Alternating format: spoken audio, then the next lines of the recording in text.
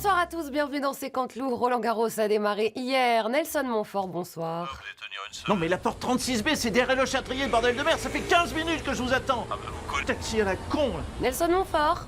Oui, bonsoir à tous. Alors le Parisien se faisait cette réflexion. Cette année, il est impossible de deviner qui va gagner le tournoi. Oui, mais ma chère Hélène, my dear Potiche, il est en revanche très facile de savoir qui va le perdre. Ce sont les joueurs français, bien sûr. Ah non, hein, vous n'allez pas recommencer avec la sempiternelle vanne des joueurs français éliminés au premier tour. Oh, mais le problème, c'est que le numéro 1 français, Hugo Humbert, a déjà été sorti hier au premier tour, donc désormais, ce n'est plus une vanne, c'est une statistique. Bon bah, parlons foot alors. C'est sur votre chaîne France 2 que Kylian Mbappé a fait ses adieux au public français lors de la finale de la Coupe de France. Et oui, ça y est, Kylian part, il va enfin jouer dans un vrai championnat en Espagne. Alors bien sûr, la question se pose, à 25 ans, n'est-il pas trop vieux pour débuter le football professionnel? N'est-il pas resté trop longtemps dans un championnat amateur? Réponse l'année prochaine. Suspense.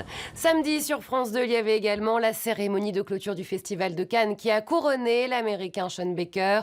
Rachida Dati, bonsoir. On a l'avion demain matin. Oh, fait chier de rentrer. Alors ça y est, c'est fini Cannes, vous êtes rentré à Paris. Non, pour l'instant, je suis pas encore rentré, je suis encore au State avec Kevin Costner. Il m'a montré le décor de son prochain film, du coup j'ai mis le pied dans la porte et finalement je joue dedans. Bah, restez pas trop longtemps parce que vous avez du pain sur la planche puisque vous devez travailler sur la réforme de l'audiovisuel public. Oui, et je le dis à France 2, c'est bon, vous avez bien kiffé Cannes, les tapis rouges, les stars, les petits fours? Eh ben tant mieux, parce que maintenant, on va rentrer dans le dur. En gros, vous voulez fusionner les rédactions de France Inter et de France Télévisions. Bah évidemment, à France Inter c'est un ramassis de journalistes gauchistes qui me détestent, et à France Télé c'est un ramassis de journalistes gauchistes qui me haïssent. Hein, je pense que franchement, ils peuvent fusionner. En tout cas, il est possible qu'ils aient ce point commun. C'est l'histoire rocambolesque du procès de Mélanie Boulanger, la maire socialiste de Canteleu, qui avait pris en adjoint un vendeur de kebab pour acheter la tranquillité avec les dealers de sa ville. Sur des sujets aussi complexes, on a besoin de l'éclairage de Pascal Praud. Regarde. Et puis Normandie, oui, que dire de cette petite ville de campagne en Normandie gangrénée par les trafics de drogue musulmans au point que sa mairesse sont obligés de prendre qui comme adjoint?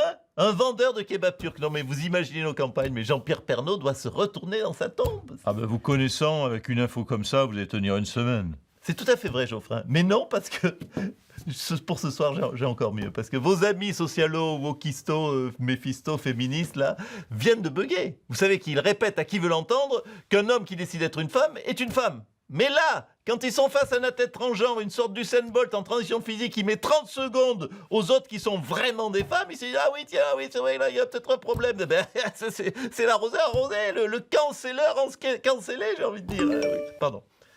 Texto Daniel Guichard, les trans qu'ils arrêtent de nous casser les couilles qu'ils n'ont plus. C'est l'art de la formule, merci Daniel. Un double texto et Teddy Riner, ce n'est pas un PD. On ne fera pas mieux ce soir. Salut à tous. On fera pas pire pour ce soir, nuance. Pour passer l'actualité en revue, Emmanuel Macron est notre invité ce soir.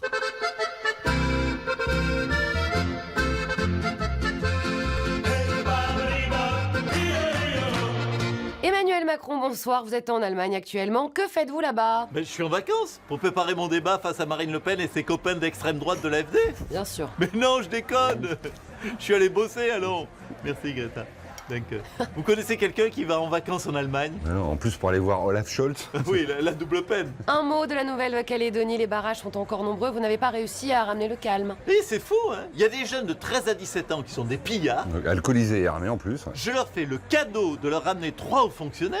Ils sont toujours pas contents. Non. Non mais moi, à 13 ans, j'aurais été ravi de passer quelques jours avec des hauts fonctionnaires. Les jeunes, je vous jure, c'est vraiment... Oh. Vous avez dit aucune décision ne sera prise sous la pression des violences. C'est fou comme les violences sur les ronds-points en Nouvelle-Calédonie ressemblent à la situation des ronds-points en France. En fait, il faudrait nommer une commission d'enquête pour savoir est-ce que le rond-point rend con. Voilà. Et est-ce que le fait d'être sur un rond-point n'est pas responsable d'idées qui tournent en rond? C'est beau ce que vous venez de dire.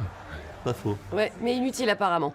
Marine Le Pen, bonsoir. Vous êtes donc OK pour un nouveau débat avec le président, mais sous condition. Oui, du coup, s'il perd, je veux les 3 D.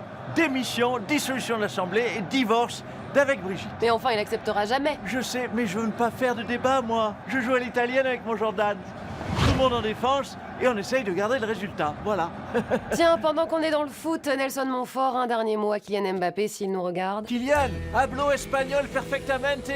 Prends-moi comme traducteur, Kiki. Moi aussi, je veux voir des vrais matchs de foot. Et puis, je bosse sur le service public. Rachida va bientôt me virer. Rachida Dati, votre fusion de l'audiovisuel public, on ne va pas se mentir, c'est pour baisser les budgets de la culture. Oui, mais déjà qu'il s'estime heureux que je propose une fusion.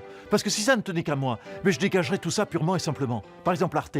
Est-ce qu'on a vraiment besoin d'Arte? Moi, j'ai jamais regardé ça, moi. Hein, ça me manquerait pas si ça n'existait plus. J'adore votre franchise. Bon, à Pascal Pro, le mot de la fin. Je fais une confidence, je n'ai jamais regardé Arte non plus. Moi, j'ai tout appris à la buvette de Téléfoot.